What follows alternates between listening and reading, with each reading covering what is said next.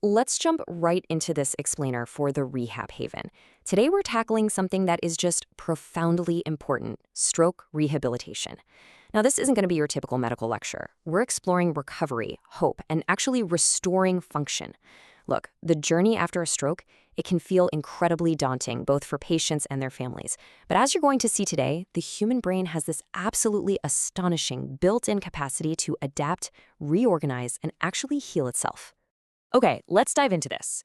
Dr. Ntiamoah hit the nail on the head when he said, recovery from stroke is not a return to what was, it is the construction of what can still be. This quote right here, this is our guiding philosophy for everything we're covering today. We aren't just talking about trying to fix what's broken. We are literally talking about reconstruction. It's such an empowering and, more importantly, scientifically accurate way to frame this whole recovery process. To make this massive topic a bit more digestible, we've broken it down into 5 straightforward chapters. We'll start with the science of recovery, then meet the rehab team, look at core therapies, dive into practical care, and finally, preventing recurrence. Let's get right into it. Chapter 1, the science of stroke recovery. Let's talk about the brain's incredible healing power. So this is where we really ground our hope in biology. The brain's ability to recover isn't magic, you guys. It's built on a concept called neuroplasticity. That's just a fancy way of saying the brain has the capacity to reorganize its structure, its function, and its connections after an injury. Meaning, the brain isn't permanently set like concrete and isn't irreparably broken after stroke. It is wonderfully, remarkably adaptable. Essentially, it's figuring out how to rewire itself to function again. How exactly does it pull off this rewiring? Well, through some really fascinating spontaneous mechanisms. First off, we see the resolution of diaschisis. Think of this as suppressed areas of the brain, areas far away from the actual injury, just sort of waking back up. Then there's perilesional plasticity, where the tissue right next to the injury physically reorganizes to take over lost functions. But here is the absolute most incredible part. The completely unaffected hemisphere, the healthy side of the brain, can actually step in to partially compensate for the damaged side. And finally, the brain builds entirely new neural pathways through something called axonal sprouting. It's literally building brand new roads to get around a roadblock. How cool is that? But here's the catch. Neuroplasticity doesn't just happen optimally all on its own. It needs a massive push, and that is where rehabilitation comes in. To really maximize this rewiring, therapy needs to be early. We're talking starting within 24 to 48 hours after the patient is medically stable. It also has to be intensive. High repetitions are absolutely crucial here. It's got to be task-specific, meaning you're practicing the actual real-world movements you need to get back, not just doing generic stretches.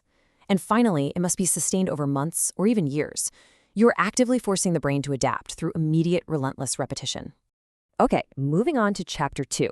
Meet your rehabilitation team. It's all about multidisciplinary care. Because honestly, you cannot wire a new brain all by yourself. Optimal recovery absolutely requires a coordinated, multidisciplinary team. Why? Because a stroke affects so many different bodily systems all at once. You've got physiotherapists focusing on motor recovery, getting your mobility and balance back. Occupational therapists, they zero in on upper limb function and those really critical daily activities, things like dressing and feeding yourself.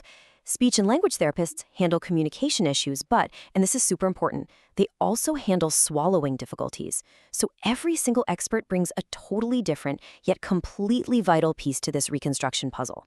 And we absolutely cannot gloss over this next fact. 30% of stroke survivors experience post-stroke depression, almost a third. This is exactly why psychologists and neuropsychologists are indispensable members of that rehab team. If you just leave it untreated, this depression can severely derail physical rehabilitation outcomes and actually even increase mortality. Let's be clear, mental health care is undeniably physical health care when it comes to stroke recovery. Chapter 3, Core Physiotherapy Interventions. Let's look at the actual tools of the trade. Let's look at the specific, evidence-based physical techniques these experts use to actually drive that motor recovery.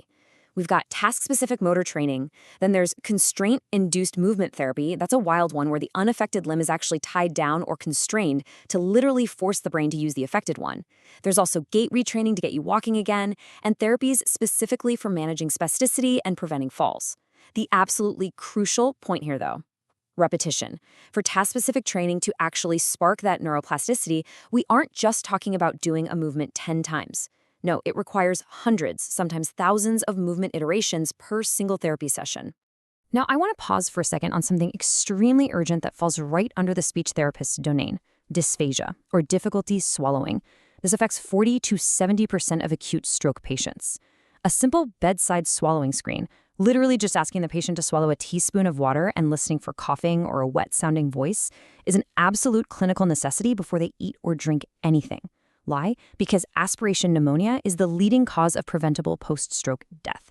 This extremely simple bedside check literally saves lives. All right, Chapter 4, Practical Care in Ghana and Beyond. We have to acknowledge reality here. Delivering that gold standard multidisciplinary care we just talked about, it is incredibly difficult in resource-limited settings like Ghana. Families there face just immense barriers. The systemic challenges are severe: limited inpatient capacity, patients getting discharged early without adequate follow-up, steep financial barriers, and a massive caregiver burden. If you are caring for a loved one in this context, navigating these gaps is a profound struggle. And I want you to know your exhaustion is completely valid. The burden so often falls entirely on the family to literally become the rehab team. But, and this is important, you are not powerless. Caregivers can safely execute a targeted home exercise program. Step 1 is passive range of motion. Basically, gently taking the affected joints through their full range of motion 10 times twice a day. Step 2 is active assisted reaching. Step 3 involves supported sitting balance right at the edge of the bed for about 5 to 10 minutes. And Step 4 is sit-to-stand practice from a firm, safe chair. This brilliantly illustrates how, even when facing huge systemic roadblocks, families can still take recovery directly into their own hands. Finally, Chapter 5, Preventing Another Stroke. Let's talk about secondary prevention. Because rehabilitation isn't just about getting back what was lost. It absolutely has to include aggressive management to make sure a stroke doesn't happen again. Now, this number is staggering, but we are sharing it to inspire vigilance for sure, not fear. Stroke survivors face a 10 to 15 times higher risk of a second stroke in that first year compared to the general population. A stroke is a major medical crisis, yes, but it is also a severe, blaring alarm bell telling us the body needs serious intervention. So, to keep patients safe, secondary prevention targets have to start from day one of admission.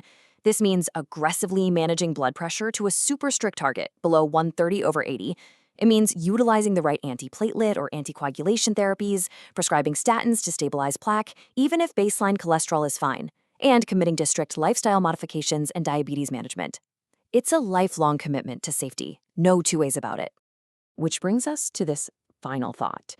If someone you loved had a stroke tomorrow, how would your family cope with the caregiving demands? Seriously, what support would you need to construct what can still be? Connecting this hard clinical science back to our own emotional reality is so crucial. Are we actually prepared to advocate for the care that maximizes that neuroplasticity? Well, don't wait to find out. Here are your action steps. If you or a family member is a stroke survivor and you aren't currently getting physiotherapy, contact the Rehab Haven or your local hospital's physiotherapy department today. Proactively demand those secondary prevention protocols. Ask your doctor directly, hey, are my blood pressure and cholesterol at target? You need to secure the rehabilitation support you deserve. The brain is more than ready to heal, but it needs your focused action to start building.